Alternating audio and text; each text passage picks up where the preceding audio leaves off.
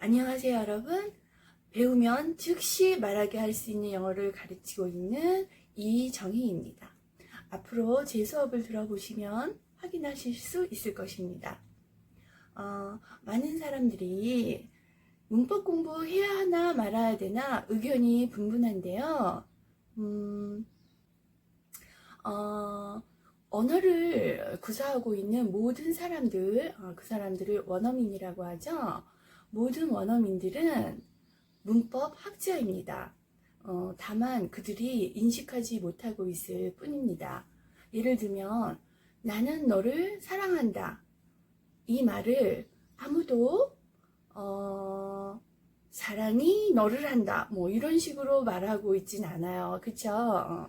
그래서 누가 나 자리에는 명사라는 말을 명사에 속하는 말을 집어넣고 사랑한다 이 자리에는 사랑한다 라는 동사에 속하는 말을 집어넣고 있습니다. 이걸 만약에 바꿔서 사랑이 너 한다 이러면 이상하죠.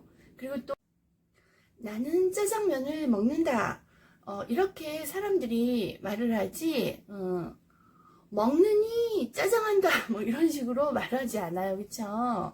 그러니까 뭐 먹는다라는 것은 행동을 나타내는 동사다. 짜장면이라는 것은 명사다. 이런 것을 동사니 명사니 이런 말을 인식하고 있지 않을 뿐이지 무의식적으로 문법적으로 맞는 말을 구사하고 있는 거예요. 그런데 영어 공부하다 보면 뭐 이렇게 걸림돌이 될 수도 있는 것이 문법 용어인데 그러니까 문법을 공부할 필요 없다. 이것은 좀 잘못된 말이고요. 언어를 잘 하는 사람도 문법 용어는 모를 수가 있습니다.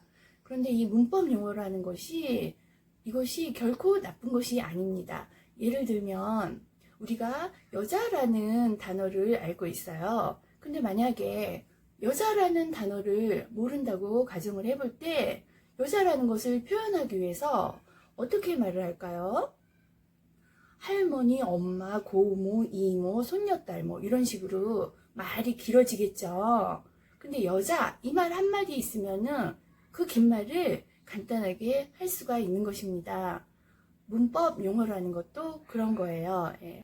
문법 용어에 대해서 예를 하나 더 들어볼까요? 여자아이들과 남자아이들이 있습니다. 여자아이들은 이쪽에 줄 서라, 남자아이들은 이쪽에 줄 서라 이 말을 하고 싶은데 여자, 남자 이 말을 몰라요. 만약에 그런 사람이 있다면 어떻게 할까요? 철수, 민수, 동식이, 형식이는 이쪽에 줄 서라 이렇게 말을 길게 하겠죠. 혹은 뭐 순이, 영이, 미희, 정희는 이쪽에 줄 서라 이렇게 말을 길게 하겠죠.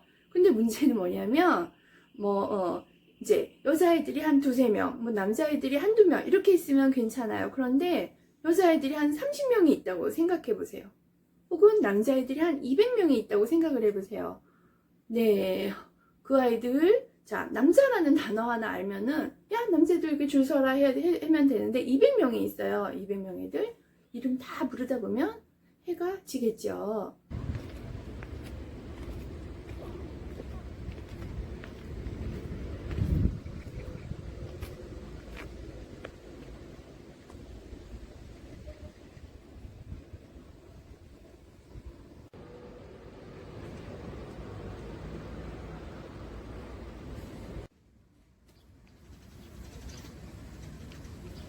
잠깐 자리를 바꿔서 산책하면서 얘기해 볼까요?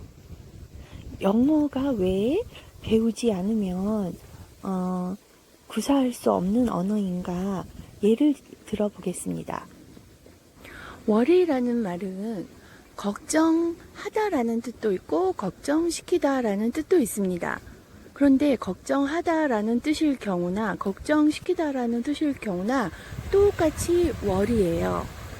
한국말은 뭐뭐를 하다, 뭐뭐를 당하다, 시키다 그렇게 말 끝에 붙는 조사가 조사의 의미로 자동사인지 타동사인지 구별을 할 수가 있게 되어 있는데 영어는 그렇지가 않아요. 그래서 이게 영어는 마치 그 사회적인 약속 같아요. 우리가 신호등 건널 때 빨간불이면 건너지 말고 파란불이면 건너자. 건너지 말자. 뭐 이렇게 서로 약속을 해놨잖아요. 그렇죠? 예. 그래서 어떤 신호를 보고 가거나 말거나 하는 것처럼 영어는 그 사회적인 약속이나 관습에서 오는 어떠한 그 독특한 룰이 있어요.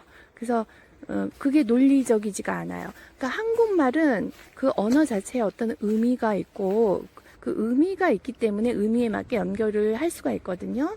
굉장히 논리적이죠. 그런데 영어는 사회적인 그런 약속과 관습에서 나오는 그런 문장 구조가 있어요. 그러니까 약속이라는 게 뭐죠? 약속이라는 게 약속은 최소한 두 사람이 만나서 이렇게 하자 저렇게 하자 사전에 협의하는 거를 약속이라고 그러죠. 근데 만나서 이러자 저러자 약속한 적이 없어요. 아니면 그 약속에 참여한 적이 없는 사람은 도무지 그 약속의 내용이 무엇인지 알 수가 없는 거죠. 그래서 영어는 미국에 태어났다고 하더라도 공부를 해야 되는 언어입니다. 그래서 혹시 이런 말 들어보셨나요? 이거는 그 미국 사람들의 이야기예요. 당신은 상류층과 중산층을 어떻게 구별하시나요? 이런 질문에 이런 대답을 하는 사람이 있었어요. 문법에 맞는 말을 구사하면 중상층이고 그렇지 못하면 하류층이다. 네.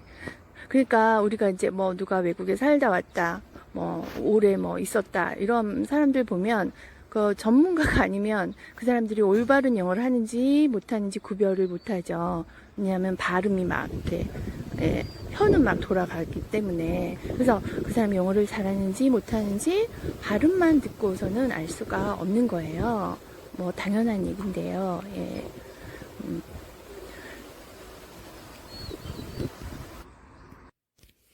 산책 즐거우셨나요? 지금껏 둘러보신 곳은 우리 동네랍니다. 마지막으로 자리를 옮겨서 예를 하나 더 들어볼까요? 룩이라는 단어가 있어요. 이거 무슨 뜻일까요? 제가 학생들한테 물어보면은 10명 중 9명이 이것이 보다라는 뜻이랍니다. 룩은 보다라는 뜻으로 쓰일 경우도 있지만 보이다라는 뜻입니다. 그런데 한국말은 보다, 보이다, 다가 붙거나 이다가 붙거나 해서 보다라는 타동사와 보이다라는 자동사를 구별하고 있어요. 그런데 영어는 똑같이 그냥 look입니다.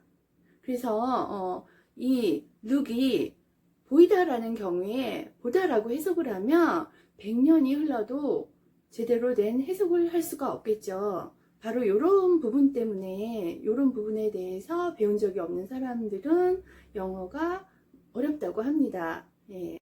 그러니까 문법 용어를 충분히 이해한 상태에서 올바른 영어 문법을 공부를 하면 영어가 쉽고 즐거운 일이 될 것입니다. 뿐만이 아니라 뛰어난 영어 실력도 갖게 될 것입니다.